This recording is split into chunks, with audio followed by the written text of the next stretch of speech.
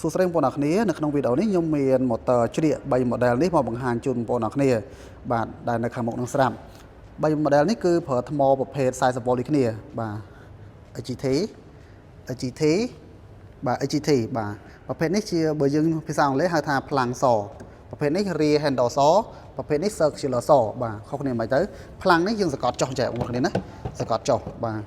អាចសកត់ចុះបានប្រភេទនេះគឺយើង fix ហើយបងប្អូនគ្នាតោះតែយើងដោះកលឹះនេះមកបានយើងអាចតម្លាក់ជម្រៅបានប្រភេទនេះក៏ដូចគ្នាដែរបាទយើងឆ្កឹះប្រភេទនេះបាទឆ្កឹះកន្លែងនេះយើងអាចតម្លាក់ជម្រៅបានបាទប៉ុន្តែប្រភេទនេះយើងកាន់នៅខាងក្រោយយើងមានកម្លាំងរុញពីក្រោយបាទប្រភេទនេះរុញពីលើណាយើងកាន់ពីលើយើងកាន់ដៃមួយទៀតស្របទិសនេះបាទទំហំផ្លែ185ប្រភេទនេះ185ប្រភេទនេះ165បាទនេះបាន165ទេបាទលេខកូដ SP 001G ប្រភេទនេះលេខកូដ HS 003G ប្រភេទនេះOS 001G បងប្អូនគ្នាអញ្ចឹងបើសិនជាបងប្អូនគ្នាមានតម្រូវការបាទឬក៏ចង់ដឹងព័ត៌មានបន្ថែមអាចសាកសួរបានបាទសូមអរគុណ